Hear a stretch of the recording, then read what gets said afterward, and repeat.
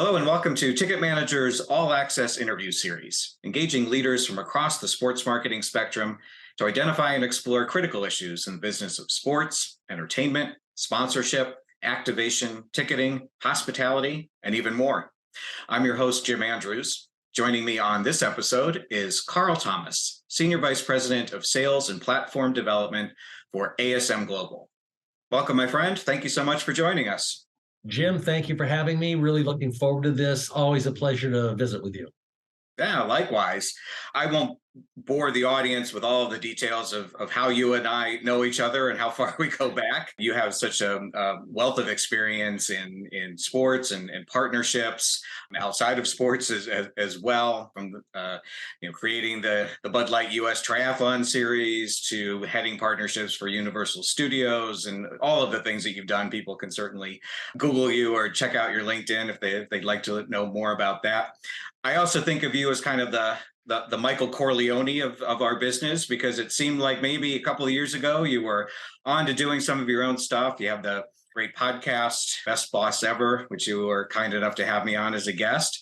But then it seems like you got pulled back in, just like he did, and are now with ASM Global. So let's start out by just talking about ASM and really, kind of telling us a little bit of the background, maybe how you ended up there, but just want to talk about the company in general as well. It's a brand that is just 3 years old, but it's built on some pretty long and legacies in the venue management and event services business. So just tell us a little bit about who is ASM Global today and what you're doing there. ASM Global really, from our perspective, may well be the greatest story never told in our industry. To your point, 3 years old, the result really of a merger between the old line Spectacor Management Group, SMG, Philadelphia-based, 45 years old, who in 2017 sold to a private equity firm in Toronto, Onyx Capital. The other side of the merger is the AEG and Schutz Entertainment Group facilities management business. And that's, there's a distinction there. Everyone who knows AEG and most everyone who listens to this does know AEG. This is different from the venues and properties that they own outright. For example, they own Crypto.com Arena, formerly Staples. They own the LA Kings. They own Dignity Health Sports Park, which is where the LA Galaxy MLS team plays. Then they also own the Galaxy. They own the O2 in London and a variety of other venues across the world. But at the same time, they managed facilities in very much the same way that SMG did. And so the wisdom of those two entities joining forces for the scale of the enterprise made perfect sense. The merger occurred in October of 2019, and 5 months later, the world shut down. And let's be clear, we, the newly minted ASM Global, live for only one reason, and that is to host live events across our broad, wide enterprise in 4 different venue types: convention centers, stadiums, arenas, and theaters. And we're a global company. So there wasn't one part of our industry from a geographic perspective that wasn't severely impacted by COVID. So then you were brought in just earlier in 2022 to create a national partnerships program. So what does that look like, given the nature of the business? Are we talking about kind of a network of all of those venues? I'm very intrigued by it, and would ask you just to tell us a little bit about how it works. Does it overlap with some of those individual venues and their partnership sales efforts? How do you put all that together? Right. It's a little bit of a Rubik's Cube, but while the official start date, quote unquote, was February of this past year, I really started as, if you will, a full-time consultant way back in May of 2021. And that was, 6 weeks after the new CEO came on board, Ron Benzian, who I had the great pleasure to work with twice before. He recruited and hired me at Universal Studios back when he was the chairman of the theme park group there. And then a few years later, he became the CEO at tickets.com. I came in at his request to be the chief rev officer as well as the CMO. So we've had, a great history together. And when he agreed to become the CEO at ASM, we'd already had some, back and forth on what the enterprise was, the challenges that he was facing, and fundamentally what had never really occurred in the world of SMG, but clearly occurred all day, every day at the AEG group was sponsorship sales and the effective packaging and selling of a disparate number of geographies, venue types, not only regionally here in the US, nationally here in the US, but optimally across the enterprise overseas, principally in the UK and Europe. So what we looked at, and this is a fast forward to the direct answer to your question, in stark contrast to entities that own and operate venues, our group actually is a hired management company for venue owners, which are typically cities or municipalities or counties or authorities that have been created to sort of oversee and manage the venue. And principally, the last thing cities want to do is figure out how to do everything from park cars to clean restrooms, to effectively manage food and beverage operations, booking acts, booking shows, managing team tenants, and then ticketing all of the above, right? Yeah, so let the experts do that. Exactly. And so now, today, 350 plus venues strong across the world, without question, by orders of magnitude, the largest venue management company in the world. So what does that mean for commercial partners? Well, historically, SMG, they managed contracts and they worked for their clients, which were and are venue owners. AEG, on the other hand, very aggressive in sales and marketing. So when these two companies came together, I would say there was a little bit of a culture gap in terms of, what, how, when, who, and how much. That said, the power of two things, really: the massive network and scale that we have that I just mentioned suits commercial partners in literally any manner of KPIs they might bring to market, right? Whether it's regional, whether it's venue type, whether it's audience, whether it's market by market, right? They have 10 markets in the US that are their focal points. Likely that we can deliver a significant percentage, if not all, of those 10 markets with one or the other of our venues, right? And when we actually asked ourselves the question, who are we really? And how do we compare to the rest of the industry? We learned a couple of things very quickly, all verified by data. One, if you aggregate all of our venues across the world together and link date, show, market, location, all of those kinds of things, we'll deliver in 2023 north of 165 million live guests across the world. That puts us number one. We're bigger than the entire Disney construct in terms of live guest counts. But who knew that? The answer is no, nobody knows that. Right.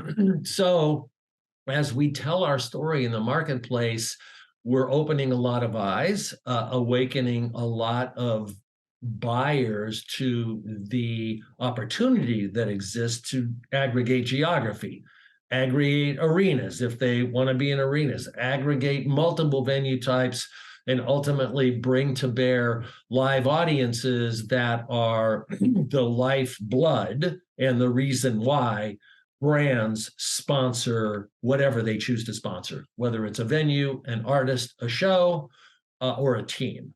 It's all about the live guest count, and it's all about how best to bring that brand to life inside a venue, which elevates and enhances the guest experience.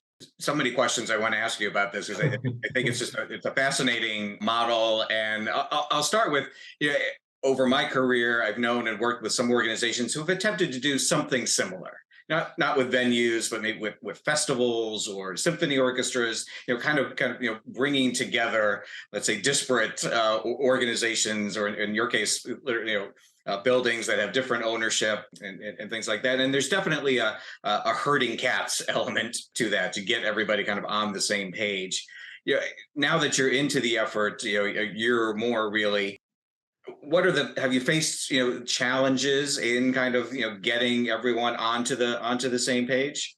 Oh, for sure. And I don't think that stops. The reality is there are so many different mindsets and so many different geographies out there that herding cats is probably a really good analogy. The good news is that as we come to market and as we solidify agreements, like in 2022, there are a number of agreements that with brands that everybody knows.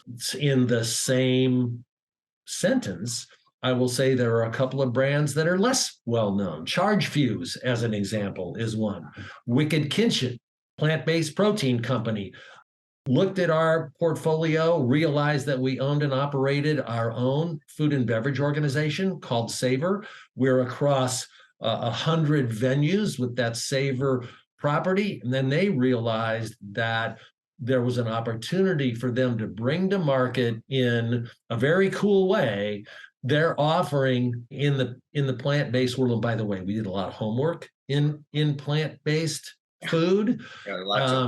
And I can tell you are talking to the number one skeptic in terms of taste and texture, if you will, quality. And I will right away tell you that I was blown away when I went to the Wicked Kitchen tasting. They had this wide variety over a 4-hour period where several of us, there were about 8 of us, that sampled everything they had to offer. And I think unanimous consensus that this was the best we had tried in terms of taste, texture, quality, SKU count, array.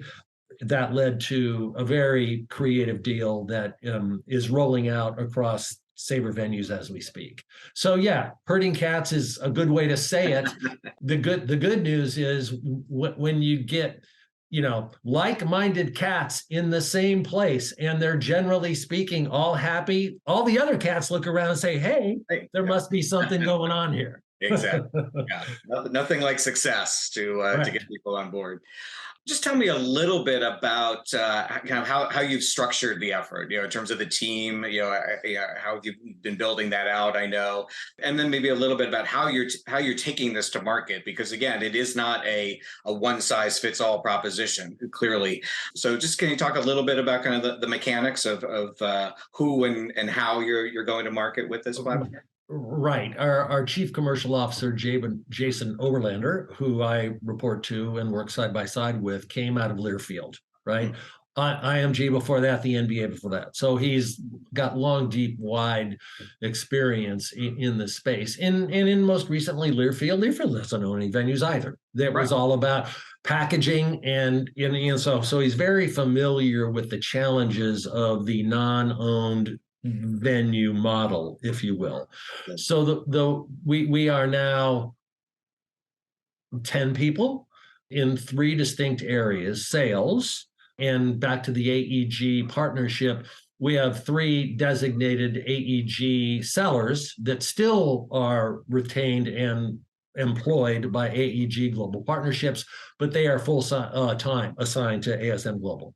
Wow. We have marketing solutions led by Meg Little, and that's all about bridging the gap between the initial sales call, the client brief, the KPIs, the learnings about what the objectives are for the client or prospective client, and then creating a solutions-based platform that speaks directly to what we learned from the client about what their needs are, what their objectives are, what their goals are.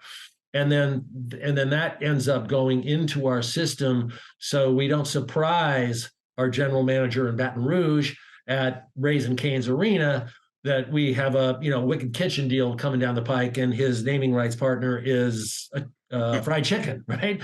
And then the third group is our customer success group. That's really, once the deal gets struck and all of the venues and the appropriate folks have been vetted and signed on, this group's responsibility is to day-to-day manage the relationship and, if you will, bridge the gap. And hopefully it's not a wide gap, bridge the gap between the client, Wicked Kitchen or Charge Fuse or Clorox, and our venue operators, our venue systems, whether it's operations, whether it's marketing, or whether it's commercial partnership sales.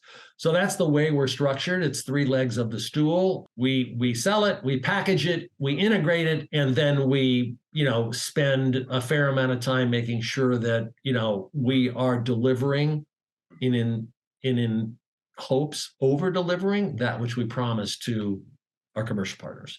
Are there particular categories or industry segments that are kind of on at the top of the list for you in terms of prospects? And are they a mix of endemic to and arenas and buildings, or are you also looking at kind of non-endemic categories across the usual suspects out there who are active in sponsorship? Basically, who are you interested in? Who are you going after? Who would you love to have? Well, what has dramatically changed? But the answer is all the usual suspects, and then those who might be unusual.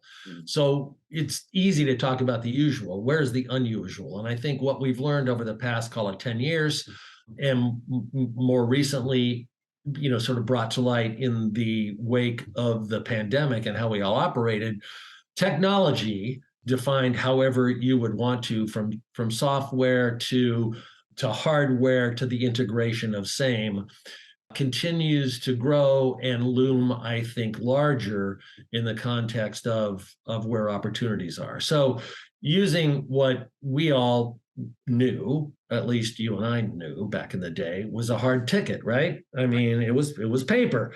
And, a lot of people's dens or offices are filled with keepsakes of paper tickets from the Who way back when. And what has dramatically changed, and this has been a 20-year process in the world of ticketing, going back to my tickets.com days, we were the leader back then at internet ticketing, which was kind of an interesting thing, right? You didn't have to go to Sears anymore to the third floor to figure out how to buy your ticket to the show. You could actually do it off your computer. Those were the early days where bandwidth constraints, choke points, all of those kinds of things were de rigueur, right? They happened all day, every day. Fast forward 20 years, we still have a couple of what I would call friction points and pain points in the ticketing industry, but it's a whole lot more seamless today than it was back then. And you need to understand that part of the greatest story never told around ASM Global is we are arguably Ticketmaster's largest global customer, other than what they do internally around the whole Live Nation construct and ownership scenario, right? Equally revealing, from a performance artist roadshow perspective, we are one of, if not Live Nation's largest global customer for their talent. We are one of AEG Presents' largest buyers of talent and tours and artists. And obviously there's some tension there because AEG is, part owner of ASM. Live Nation is not. But you cannot be in our business and not do business with all of those folks. So it's quite interesting. And from the entertainment perspective, having spent a bunch of years in the entertainment industry, it depends on what day it is in terms of who you're friends with and who you aren't. But at the end of the day, you're friends with everybody because we're all in this industry and we all recognize where, how, when it's appropriate and actually desirable to be doing business with each other. In my previous career, when I was part of WPP and the holding company, the term frenemies was often used to describe that situation. One day they could be best friends, and the next day you were competing, and it's the nature of a lot of global businesses, right? It is, and the concept is alive and well. Let's just be real. It's It's what we all live with. Exactly. Yeah, so talking about technology and the ticket technology, and certainly working as I do now with Ticket Manager has really opened my eyes to some of the advancements that are happening within venues, not just on the ticketing side, but the other elements of the fan experience and operations. Are there other kind of technology developments that are happening within the arenas that ASM is managing that get kind of baked in or at least reflected in some of the partnerships? Absolutely. I think the most obvious, and it's not, but from our perspective, it is. When you go back to the number of locations we have across the network, and you walk into any arena or theater or even convention center, you will always see signage, whether it's digital signage, whether it's static signage, whether it's backlit boards, or whether it's, in the case of streaming, the wraparound in the Daktronics model or the ANC model or whatever. The reality is when you learn or understand our live audience volumes and components, you instantly recognize, well, if you can aggregate those audiences across a single platform and be able to package commercial partnerships, package digital advertising, package out of home agencies, you have in fact created a massive, what I'll call IPTV network. That's an easy thing for people to understand, but we are embarking on a very significant and high priority initiative around what I just described. And that will roll out over the course of 2023 on into 2024. We believe, rightly or wrongly, we think rightly, that we are the most well-positioned company because of our scale, because of our locations, because of the number of screens we actually have online today, that we can be in our industry potentially the most significant out-of-home digital network that augments and complements our commercial partnership strategy, both corporately as well as all the way down to the individual venue.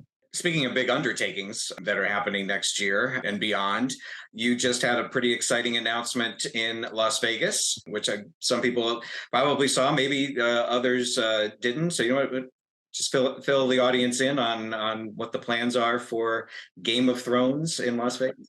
Game of Thrones Dragons is actually what the venue will be called. It's a 28,000 square foot building on a 50,000 square foot plot, 400 feet off the strip in Las Vegas. We announced it 10 days ago or so on the occasion of the Game of Thrones Comic-Con event in Los Angeles at the LA Convention Center. So what it really is it a little bit harkens back to our theme park days, where we have this fully immersive land, if you will. We call it in-world. Once you cross the threshold and you're in the building, you are literally in Westeros.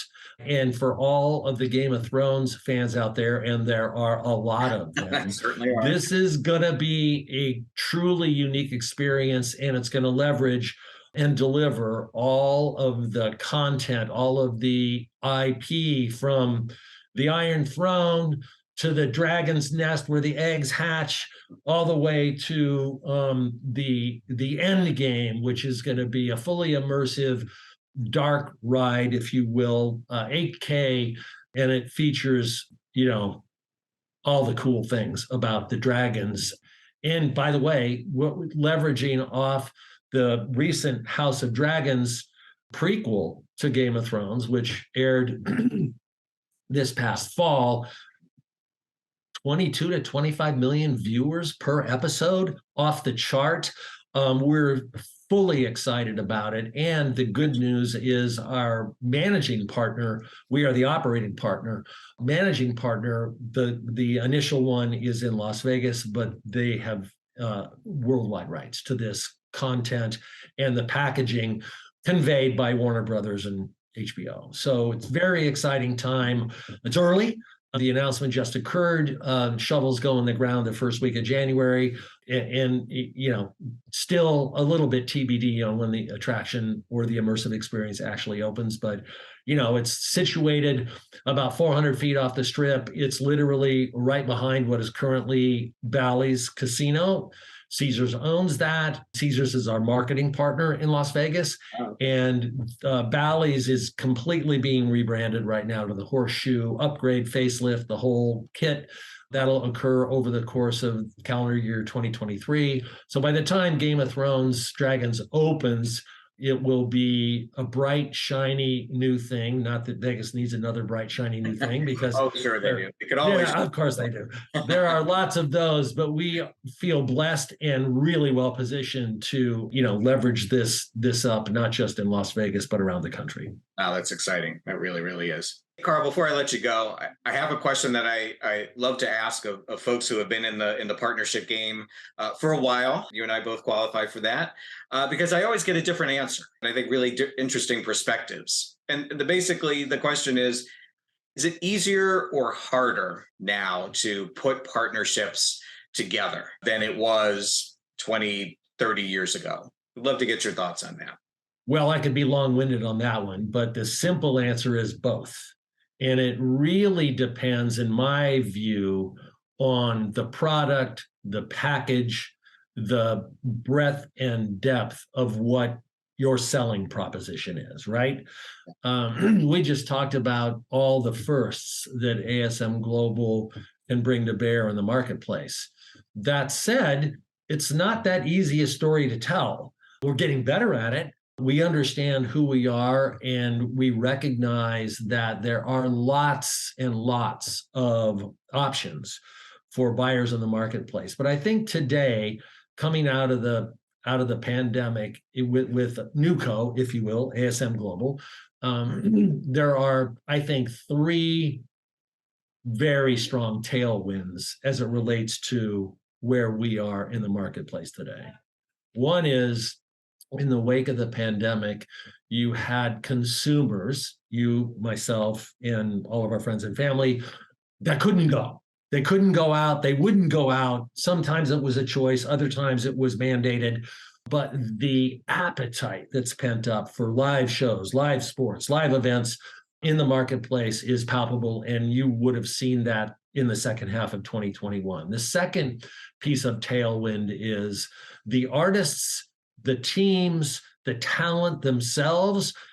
We're doing Zoom concerts 2 years ago, right?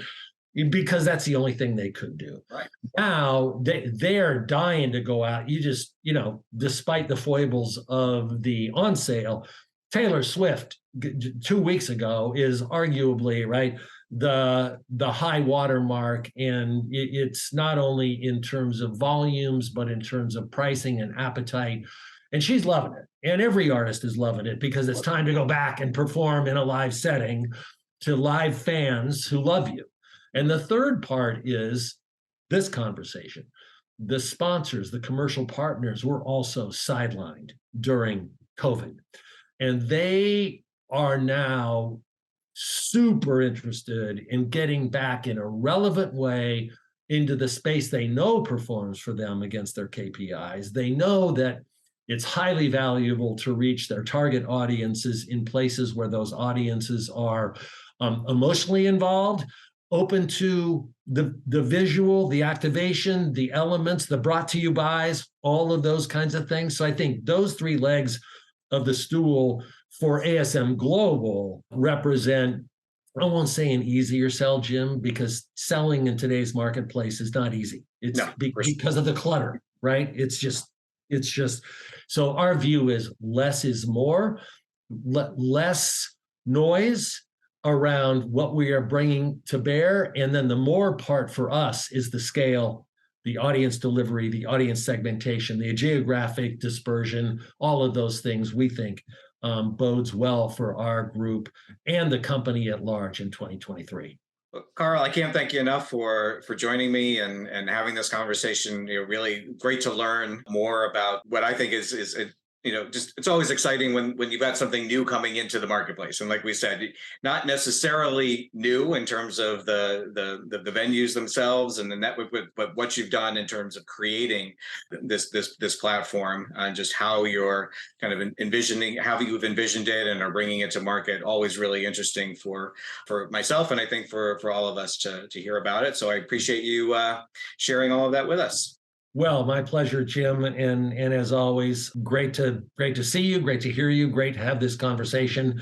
There's a big opportunity out there, and we are at our core having fun doing it. So thanks for having me.